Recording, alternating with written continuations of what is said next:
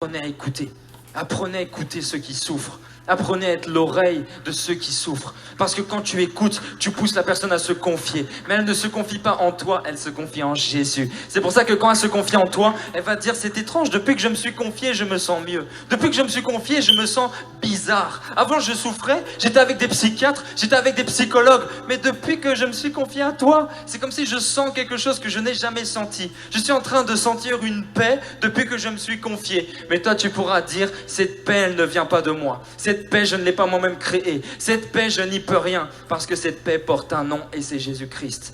Pour gagner des âmes puissamment, apprends à écouter. Dans l'évangélisation, un jour, je pars à Paris, je parle à un homme et je me dis, je vais beaucoup l'écouter. Alors je lui parle et je lui demande, mais pourquoi toi, tu ne crois pas en Dieu?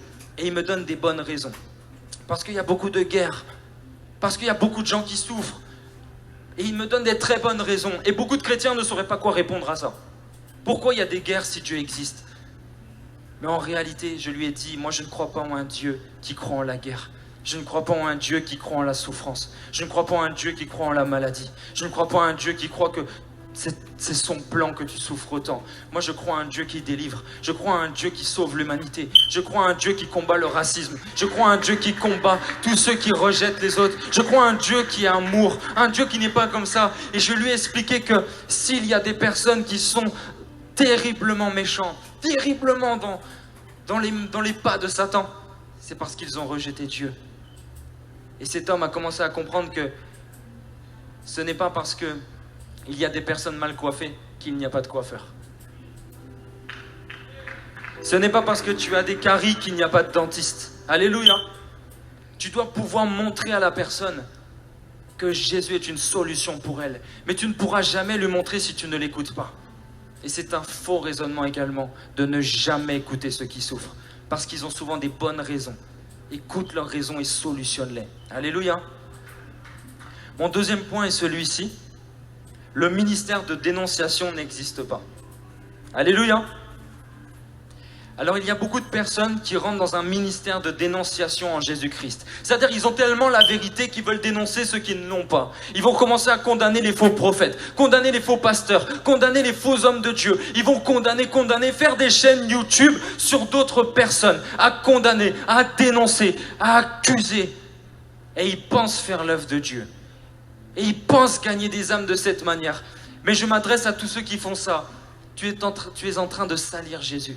Tu es en train de salir l'évangile. Chaque fois que tu affiches un homme de Dieu sur Internet, tu es en train de salir l'évangile. Moi, j'ai connu une musulmane qui me disait « Mais comment je peux venir dans votre religion? Parce que vous vous combattez tous.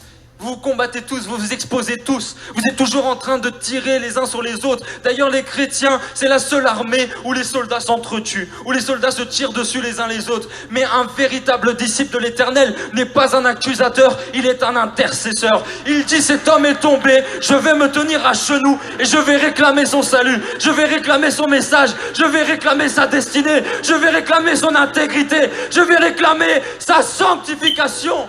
Alléluia!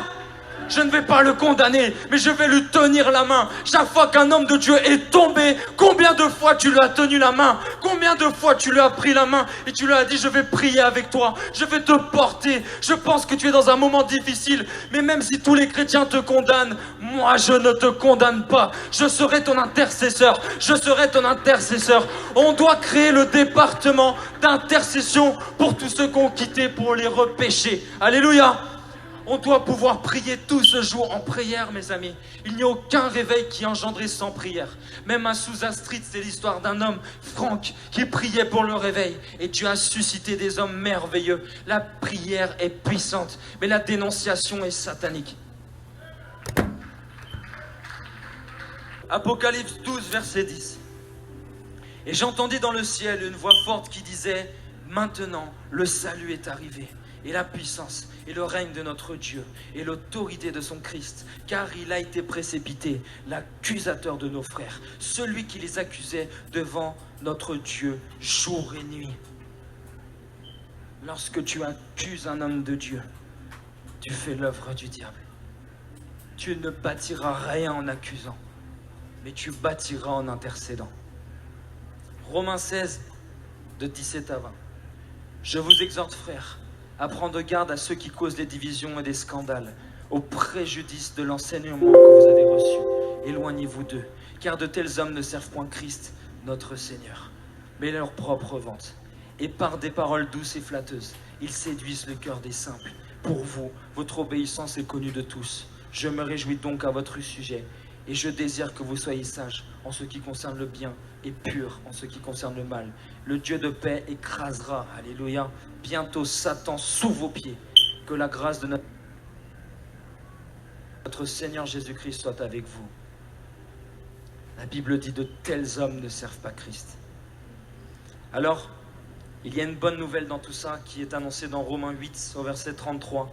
Qui accusera les élus de Dieu? C'est Dieu qui justifie. Qui les condamnera? Christ est mort, bien plus, il est ressuscité. Il est à la droite de Dieu et il intercède pour nous. Lorsque quelqu'un lancera une rumeur sur ta vie, prends ce verset dans Romains 8, 33 et tu pries, tu dis: Père, tu combattras pour moi, tu combattras pour moi, intercède en ma faveur. La Bible dit: qui accusera les élus de Dieu? Je suis venu te dire, Dieu va te justifier à un niveau.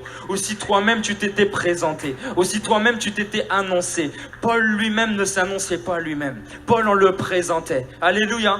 Même Jésus, le Père, l'a présenté. Laisse Dieu te présenter. Laisse Dieu t'introduire. Ne tombe pas dans cet extrême qui est un faux raisonnement de dire: mais moi je suis prophète, moi je suis pasteur, moi je suis évangéliste, moi je suis appelé de Dieu.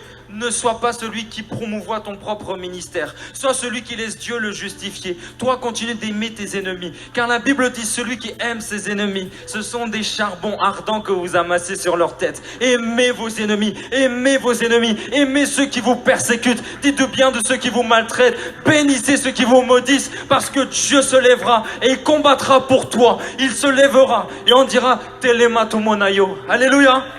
Telemato simbayo. Alléluia. Dieu va se lever sur ta vie et il va faire de grandes choses. Et comme Dieu m'a enseigné, Zambe akokota et akokata makambo nayo. Il va venir, il va rentrer dans ta situation, il va te positionner là où aucun homme t'aura positionné. Tu sais, un homme peut t'élever, mais Dieu te positionne.